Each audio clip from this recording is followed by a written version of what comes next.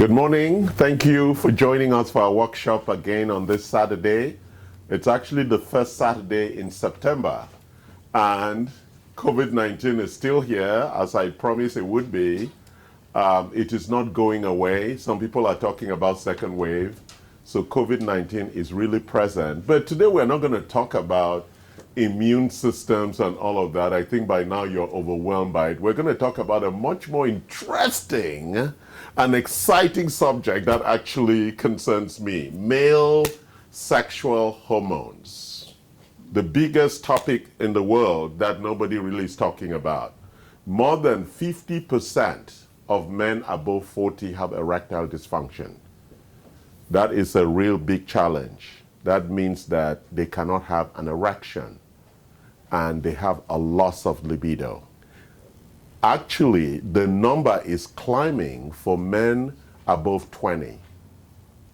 A lot of men above 20, they're looking at almost 30 to 40% already also have issues with libido and erection.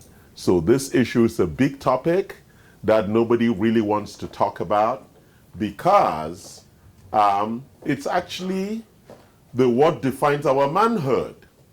So when you cannot have an erection or you have no desire to have sex, then you have to look for reasons. And typically what happens, the woman says, "You don't love me no more."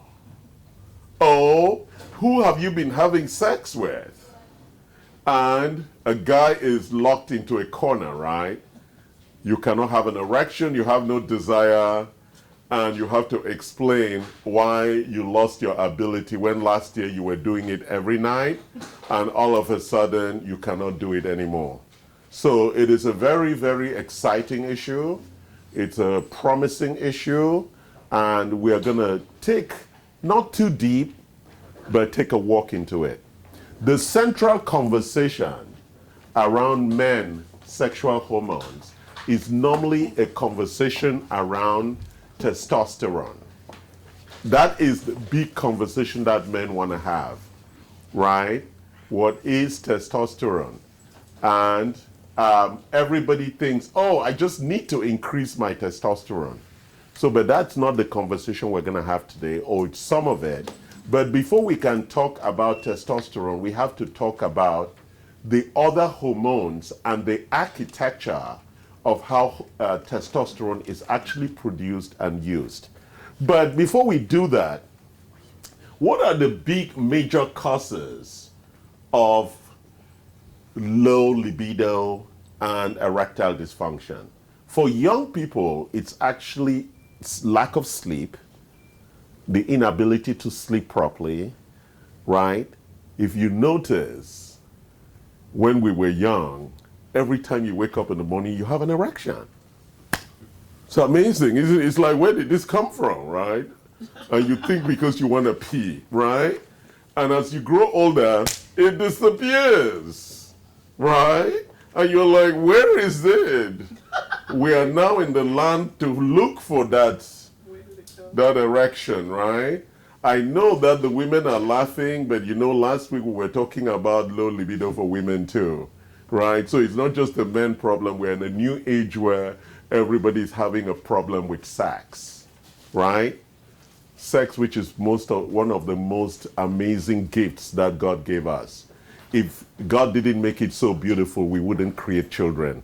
You see, if sex was like running uphill, how many people would do it? But he made it so pleasurable so we can reproduce. That was really the essence, not for your pleasure, but for reproduction.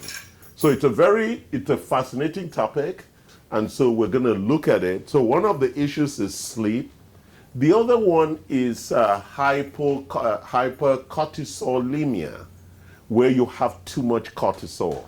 We're not going to go too deep into that because other times we've talked about cortisol and the issues around cortisol that affects all of us, right? Because of stress and everything, some of us produce too much, and therefore it's very difficult to sleep.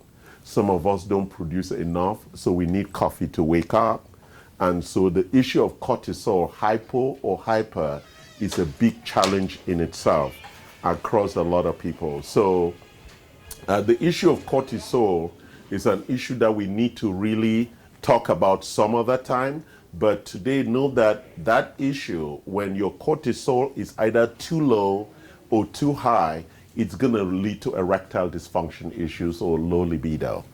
Also, obesity and diabetes are challenges to the overall architecture. And so it is important that those other issues can actually lead us down the path where there is an issue. But let's look at where does testosterone come from, and how does the whole biochemical cycle work for this amazing and very potent hormone that both women and men have.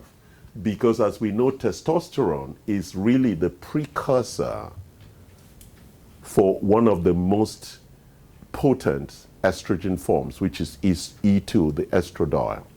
So let's now begin the picture and talk about it. So we're going to start in the brain, where there are two parts in the brain called the pituitary and the hypothalamus.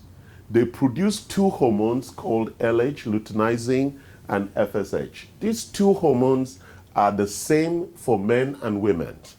In women, it is what leads to the overall 30-day cycle. So the hormone is high when they're building the follicle, and then it's low as the follicle is destroyed and period begins. So that's how it works for women. For men, it is the trigger for the testes to produce testosterone. That is the trigger. So the brain says, releases these hormones in the pituitary and hypothalamus, and then the testes makes testosterone. But to make testosterone, it also needs a hormone that comes from the adrenal called DHEA. So the DHEA in the testes plus that signal, the magic is produced called testosterone. We could create that factory on the side, right? Imagine if I had a testosterone factory. I could sell that stuff raw. Right? Think about it. We'll be drinking it like red wine. So that's now testosterone. The problem is that now that testosterone has been produced, the body has so many different uses for this testosterone. Don't forget, women also have it. The first big conversion is to E2, what we call estradiol. That is a very effective form of estrogen. There are 3 of them. Joanna, could you give me what I printed on the printer? I want to show you the Dutch test results, and so you'll see these different structures in when we do the diagnostics, you see the different hormones. So E2, estradiol, is produced from testosterone through an enzyme called aromatase. It's a very powerful form of transformation, thank you, of transformation. And another thing that happens to this testosterone is that it gets converted to a very potent form of testosterone, mostly in men, DHT. It's the most potent form of testosterone.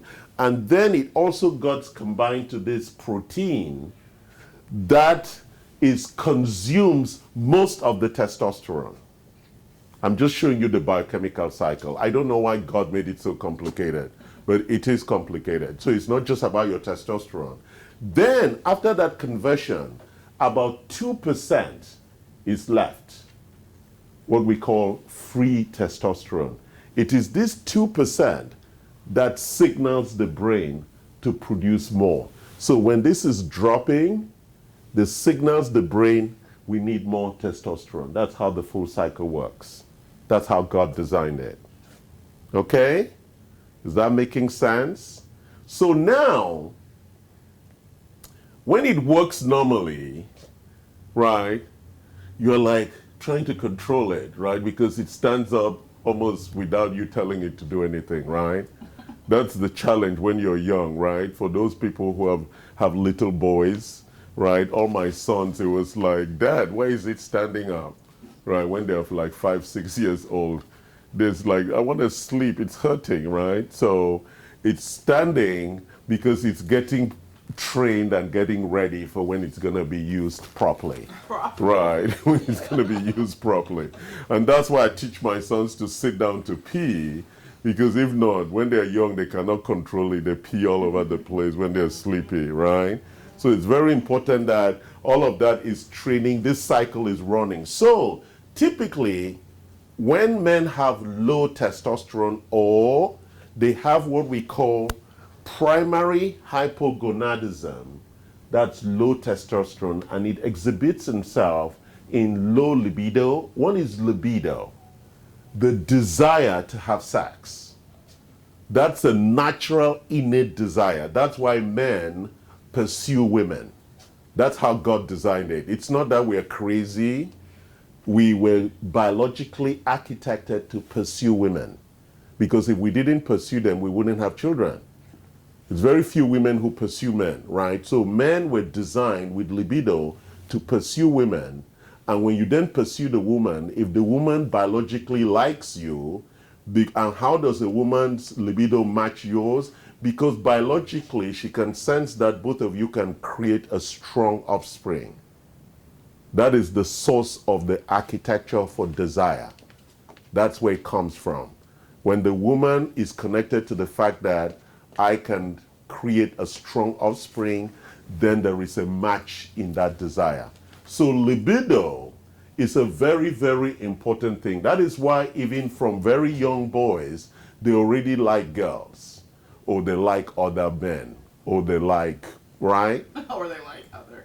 Oh, they like, oh yeah, we are now in the gender fluidity society. We don't even, they like sticks too, and they like trees. But the way God created it was that little boys like little girls. Yeah.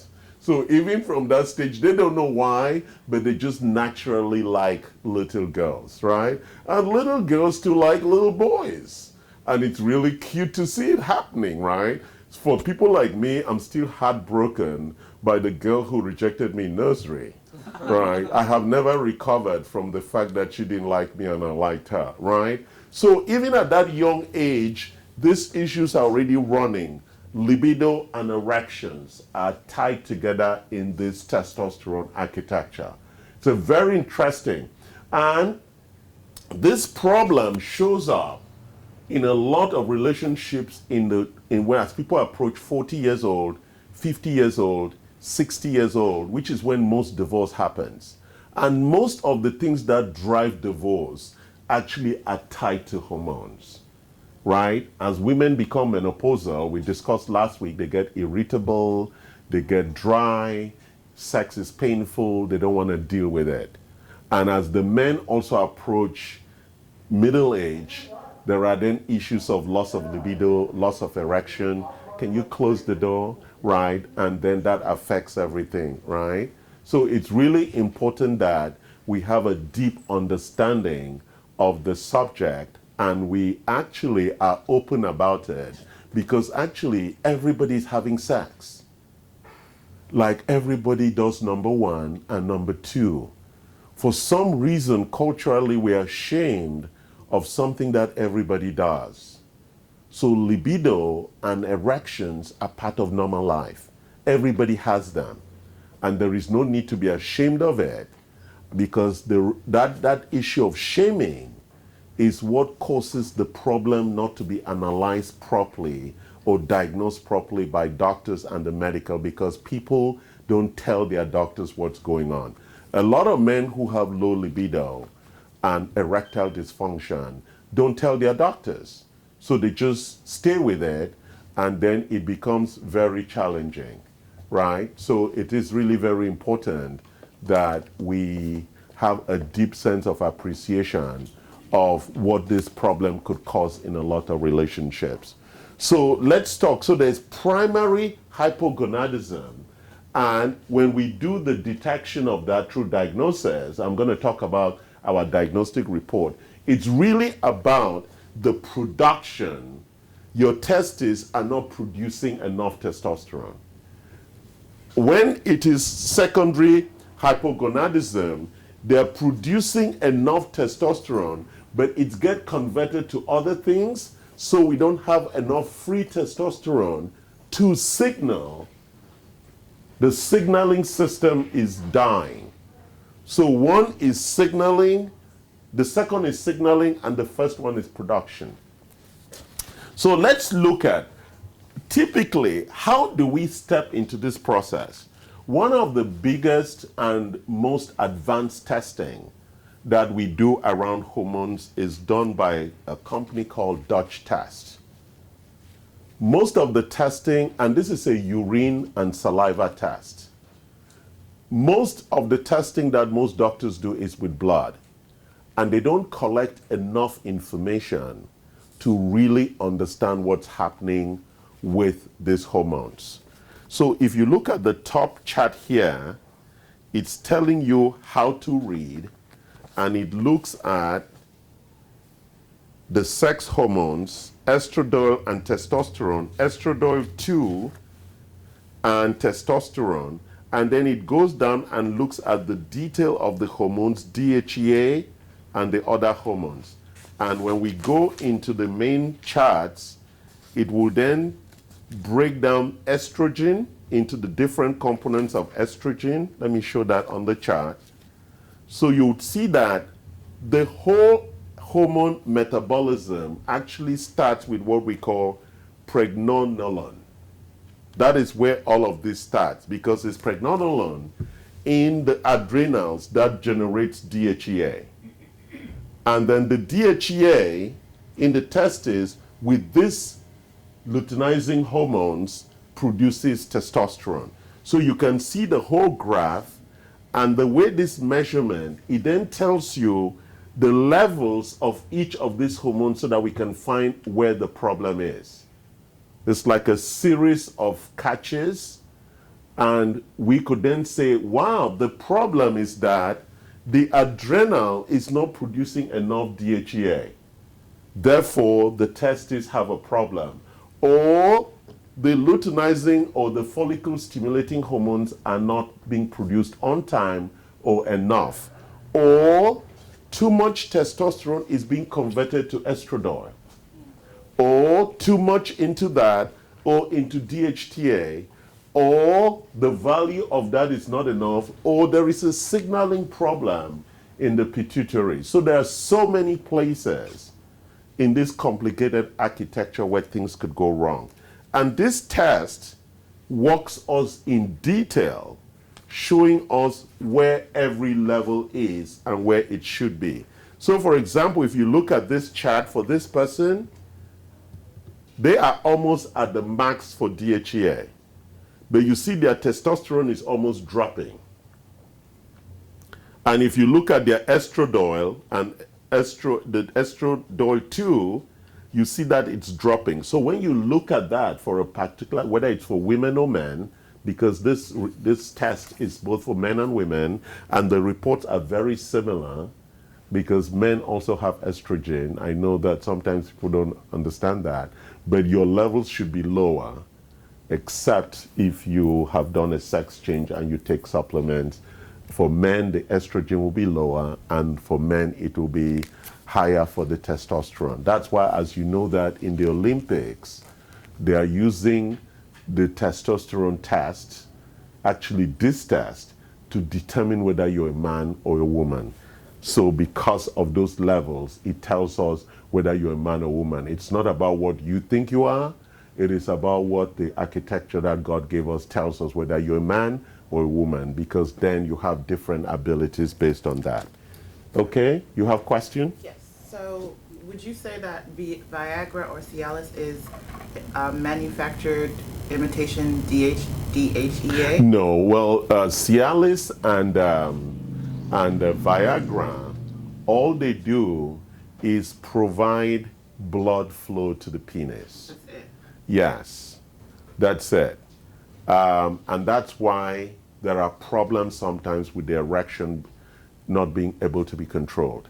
So one of the weaknesses with Viagra and Cialis is that you could have erections that don't go down, because all they are doing is that they are bypassing and sending blood to the penis and not having the automatic release mechanisms, because perhaps we need to talk about the biology of how that works. So when there's stimulation or desire, right, the enzymes all flow and support blood flow into the penis and then block the blood so the blood stays in the penis. After ejaculation, they open the valves and blood flows out of the penis. So that is the biological mechanism as to how that works. When you interfere with Viagra or something, it could trigger a different kind of response in that architecture. And so there are always concerns as to whether you could run some risks, and some people have to be taken into emergency because they have erections that cannot go down. Did that answer the question clearly? Yes. So what are the risk factors when using artificial supplements to create? Well, there are lots of risk factors when you do anything from outside. The challenge is that if you are taking certain drugs that, like blood thinners or things to reduce your cholesterol, and you also take Viagra and that, I mean the nitric oxide, the challenge is that it could cause some real underlying issues. But I don't want to go too deep into that. That's medical advice. Yes. But it could cause some real deep issues around that. For example, nitric oxide is a very good thing you should take because it helps with your circulation. It helps taking nutrients to all parts. So when you're taking nitric oxide, you need to be very careful about some other things that you could take. Okay? So we're going to talk now about how do we solve this problem. So the biggest problem, our biggest cause for bad health starts with the number one lifestyle issue. So we're going to talk about that. And what is that number one lifestyle issue? It's sleep. Sleep is the most important lifestyle issue that most people ignore. And so I'm going to have another discussion where I talk about sleep. So especially people who have night duty, therefore they cannot sleep during night. So when we talk about sleep, we're not just talking about sleep, we're talking about sleep at night. It's very important that we understand that. Naps are good, but we are talking about sleep at night. Why is night the most important time for sleep? Because it's part of what we call the circadian rhythm. The 24-hour clock requires that 8 of those hours between the hours of 9 p.m. and 6 a.m., those hours are the prime time when the body resets. And the amount of sleep and the extent of deep sleep is critical for that reset and for the detoxification and excretion that is required during that time. So sleep is critical. And a lot of people say, I can survive on little sleep. That's bullshit. It is bullshit, because you're going to, so the early sign that there is a problem is you cannot sleep completely at night. It doesn't matter whether you drink a lot of water and you need to go pee. If you watch most kids, when my children were young, they will pee, they even sleep in their pee. They pee and they're sleeping as they go back to bed, right? Or sometimes you have to carry them to go pee and then they're almost asleep again. And that's naturally how it should happen. So when you wake up to go pee, that should be okay, because that's a good signal that your urethra is working well, right? You don't pee in the bed, because that's something different. At least your urethra is saying, we're full, we need to go pee. But if most times you're peeing only little pee, then that in itself is a problem in itself, right? You want to make sure the sac is full and you pee the full pee, and then you're falling asleep on the toilet bowl, and then you have to wake yourself up to go back to bed, right? So sleep is really critical. And so what we do here is that we provide the basic nutrients to enable good sleep. It is a number one issue, like Lucas is yawning right now in the audience. That is a big sign of not enough sleep. So if you need coffee in the morning, it means you're not sleeping well. So you need to start looking for a way to solve that. And it is the beginning of chronic illness.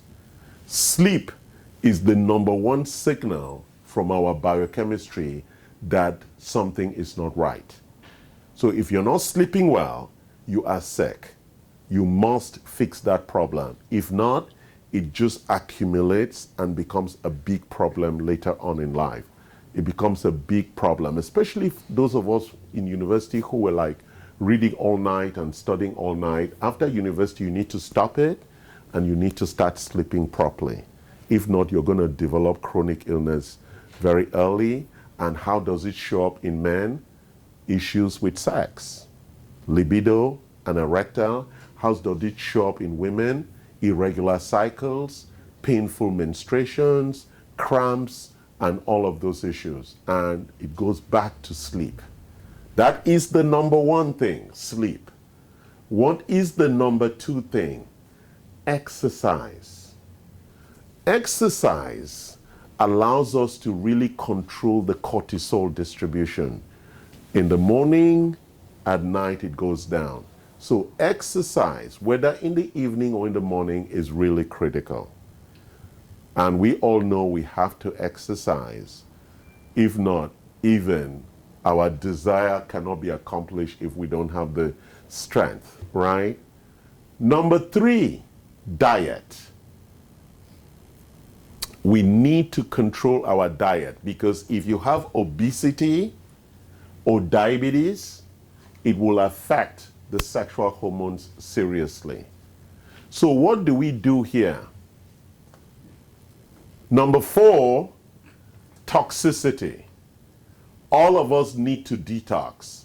Why is toxicity a big problem in our health? Because the body uses fat to store toxins. I'll show you in a simple picture that we have here, and I show this all the time. Detoxing, right? Fat is created to protect the body from toxins. That's why fat is created. It's not because you're eating too much. Part of it is that. So all that you eat is converted into fat to protect the body from toxins and impurities, which creates unwanted weight.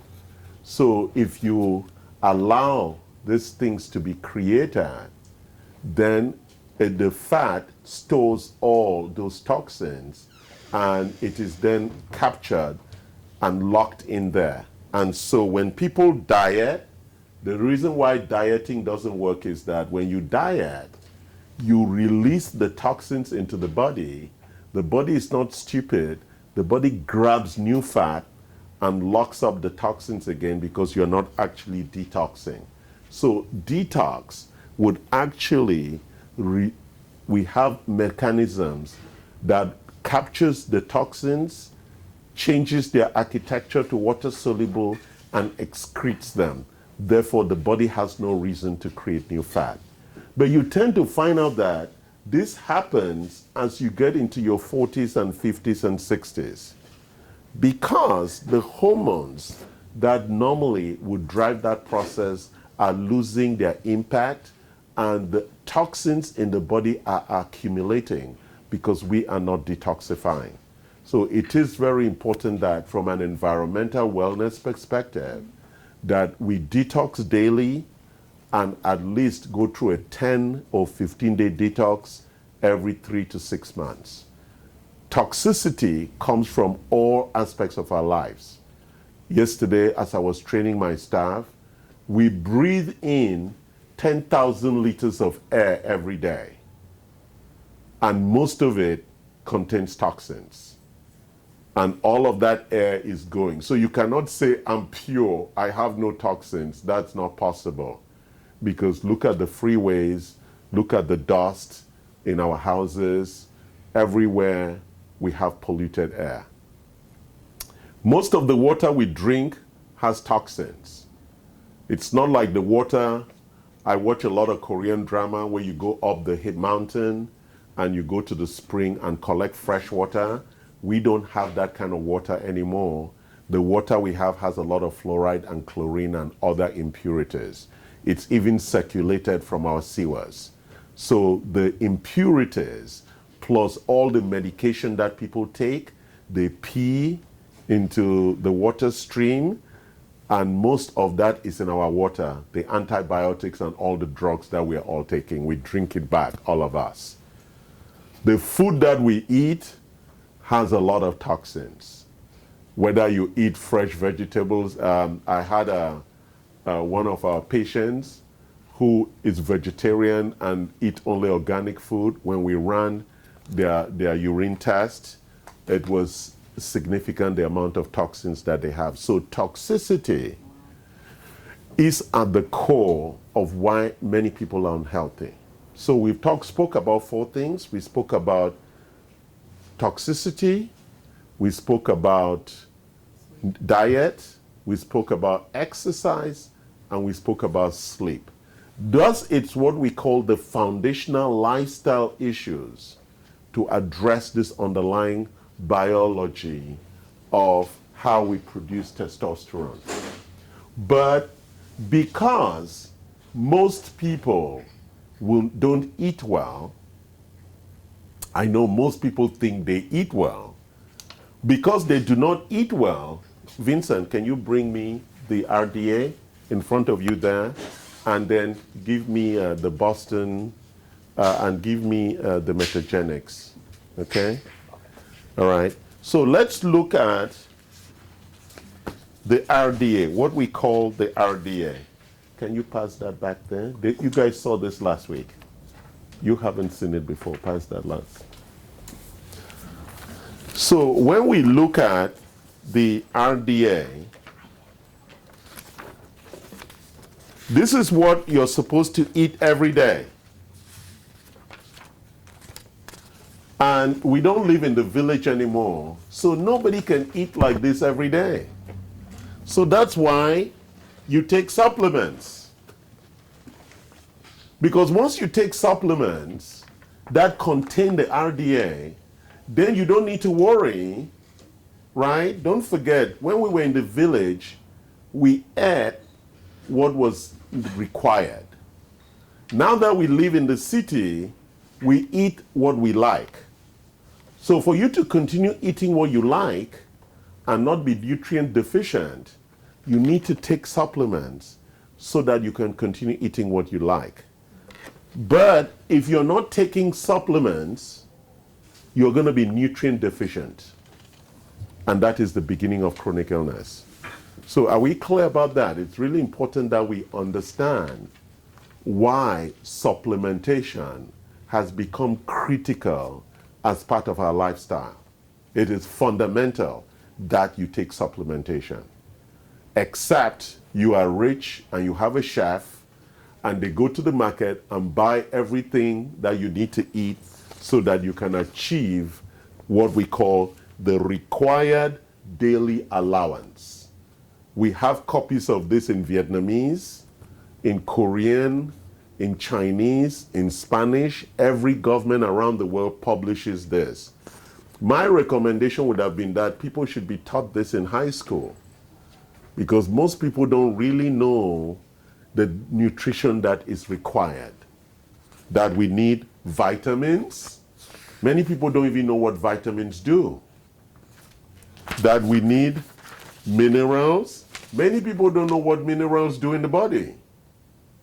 Yet, a lot of people have the arrogance to say, I'm fine, when you don't know the basics, right? Look at the number of minerals. When I ask people, what does manganese do in your body? They think it's a country in Africa. Hilarious. Right? Because there's deep stupidity in a culture where people think they're smart and they're ignorant. But you know, the body doesn't care about ignorance. There's no forgiveness for ignorance. The body requires what it requires. And so ensuring that you give the body what it needs allows you to stay healthy and not have this kind of problems. So why is it that in my village, men who were 70, 80, 90 years old would get married to a 20-year-old girl and have children? That's not possible today. The men have all gone weak. They're all schwagbers. By the time they're 60, they can't even have sex. Something happened in the culture. The women too, by the time they're 40, 50, have lost all interest in sex. And then they wonder why the men get divorced from them. Men are not just looking after young girls because they like young girls. They look after young girls because young women have a libido that might match theirs compared to the wife at home. Women too are looking for young men because the young men have a libido that is better than the husband at home. Because sex is essential for life. It's really important that we understand this, and we understand that being healthy and having a healthy sex life is really critical. But because a lot of people have imbalances, Vincent, can you bring me DHEA and the hormones that you prepared the list yesterday? So we're going to talk about certain supplements that we have to assist. These are natural ways. Yes. I have a quick question. So yes. Basically you're saying the stem of the problem in getting an erection starts with the lack of DHEA. No, it starts with the lack of sleep. So, DHEA, yes, production. One of the problems is production. Okay. Yes, if you're not producing enough DHEA. So, but when we run the labs, and it depends on the individual, we have to look at your labs to know what it is you're lacking. Okay, so manufacturing, implementing more DHEA can help you? Yeah, potentially, if that is the problem you have. So, as we explained, the first problem with testosterone is production. Okay. Are you producing enough? Yes. Because it has to be distributed all over here. And then we need this free testosterone that then triggers the signal. The second thing is the signal. Do we have enough of a signal, right? Do we have enough of a signal to actually signal the production of testosterone, right? Yes. Does that make sense? Hi, how are you? All right, so did we answer that question? Yes. So let's look at a couple of supplements here. So the first one is from Metagenics. It's called His Synergy. His Synergy is a male libido support. He has no desire. And it's mostly lovers who know who has no desire. We used to do it every day. Now we're doing it twice a week. Soon it's once a week. Soon it's once a month. Soon it's once every 3 months. Nice. Soon it's once every 6 months. Soon it's once a year. For your birthday. And I know some people, now it's once every 5 years. Yikes. Right? Sorry. So that is really the status of our health today.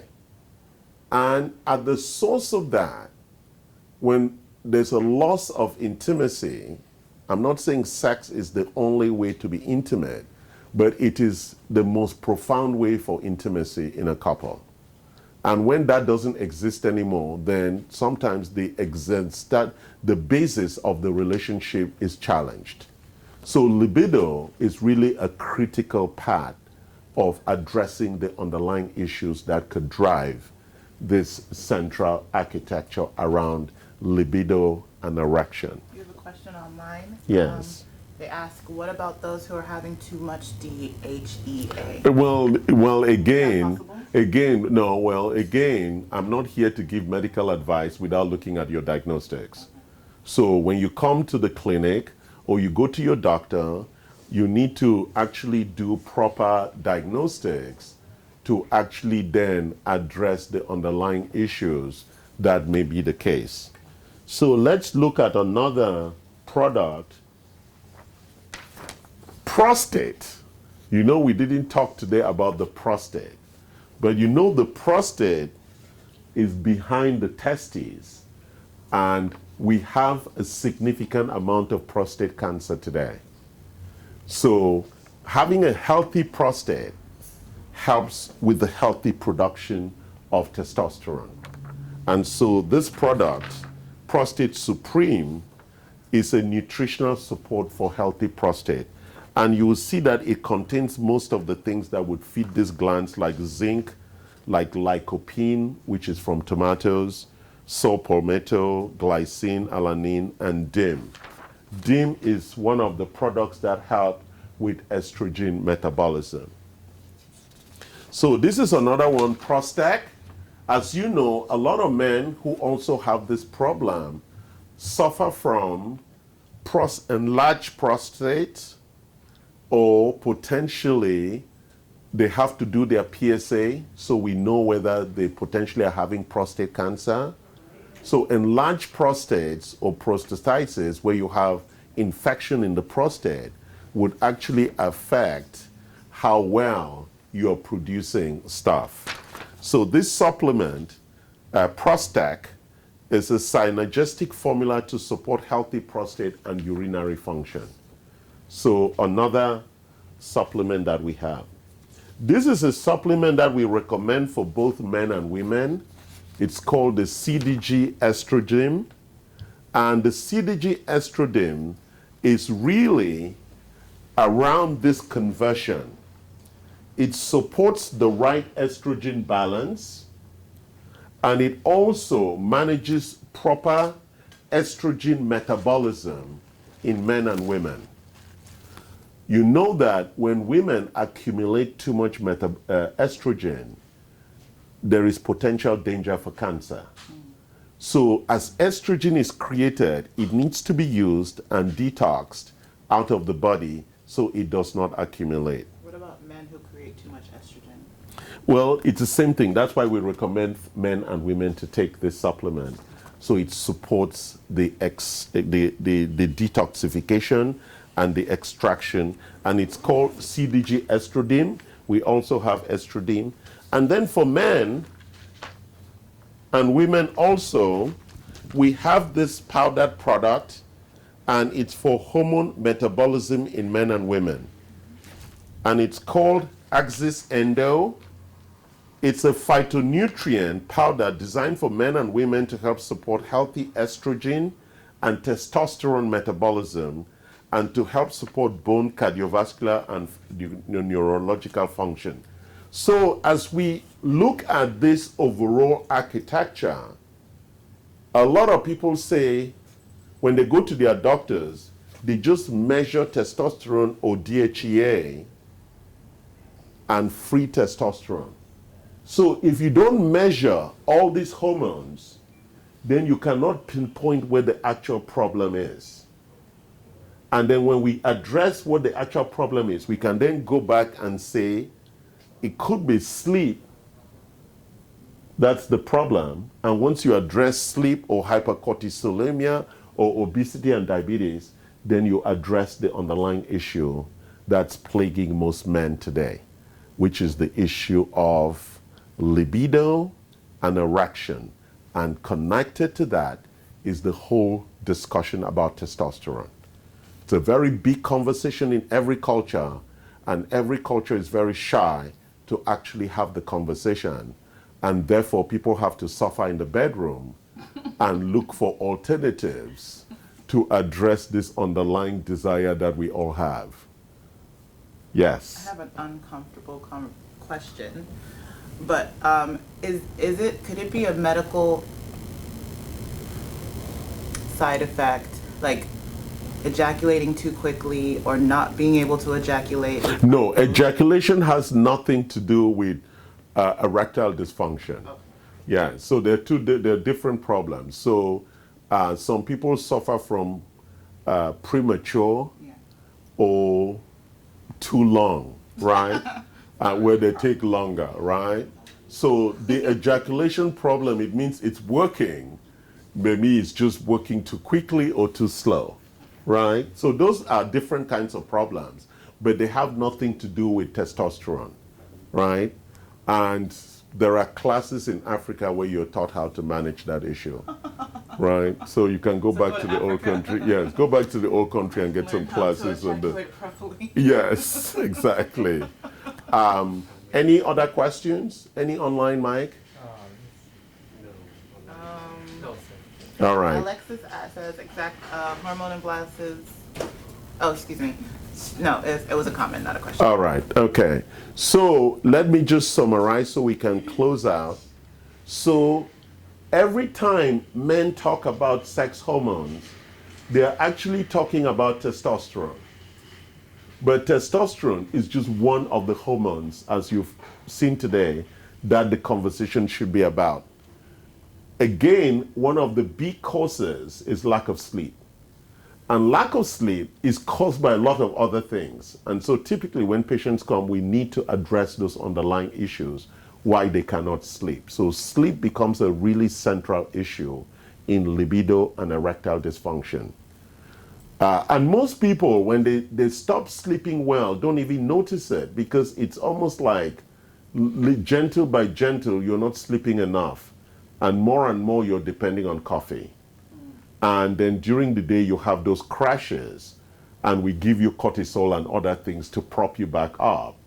And that means that you have also a cortisol balance issue, which, as you see, is one of the reasons why people have that problem. We spoke about primary hypogonadism and secondary hypogonadism as ways in which we do the overall diagnosis. And when we look at primary hypogonadism, it talks about the production of testosterone. And when we look at secondary hypogonadism, it's when there is a problem with the signaling to produce those two hormones that trigger the testes to produce testosterone. And also, we just spoke about the different things that you could do to begin to address the underlying issues, right? Most of our intervention in functional medicine is around lifestyle. So we look at sleep, we look at exercise, we look at diet, and we looked at toxicity. So those are the 4 things that we think we can push to then provide enough support for you to get back. And then lastly, if the dysfunction persists, we then have other things, including testosterone injections and other things that can be done to provide, to build your libido back up and to also provide the erections that are required. So you could have what we call erections on demand, driven by your libido, right? So it's very important. Don't forget that Viagra and Cialis just gives you erection, they don't give you libido. So, One more quick question. You know when you go to like the grocery store or supplement stores, you see like the... That's why you should not be buying your supplements from supplement stores. Okay, well then never mind. It's Yes. gonna negate my question. Well, I think that it's almost the issue of self-medication. Well, no, I was gonna If say- you do not know what you need, then you need to go find out what you should be taking. Sure. So a lot of people just go to the store and say they just buy things and they don't know whether that's the right thing for their body. If you do proper diagnosis, then you will know whether you're short on certain things or not. And for some of us, we're short biologically from our genetics, or we're short because of the lifestyle or what we inherited from our parents. So it is important that you do your diagnostics and then go to a nutritionist or perhaps Anti-Fragility Health, so we help you support to build the right solution for the underlying issue that you may have. So don't just go into stores and pick up supplements, because then you don't know the quality of those supplements and you don't know the dosing that may be required for you. So it's really important that even with nutraceuticals or supplementation, that you look for the proper medical advice for that. Thank you for joining us again for another amazing workshop. Next week, we'll continue this journey into hormones, and we'll be spending a lot more time with that big hormone called cortisol. That hormone that most people don't think about, but actually keeps us awake. And when it goes down, we fall asleep. When we wake up in the morning, it's because cortisol is rising. You're awake. Think about it. What wakes you up? It's the cortisol rising that wakes you up. Actually, 30 minutes before you wake up, cortisol is already telling the body, start the engine. Liver, start. Kidney, start. Right? All the organs begin to start, and then you wake up. And all the organs are working. Because cortisol and adrenaline had already been circulating and getting the body ready for that energy surge that's required to wake up. It's very important. So next week we'll be talking about cortisol. Thank you for joining us today.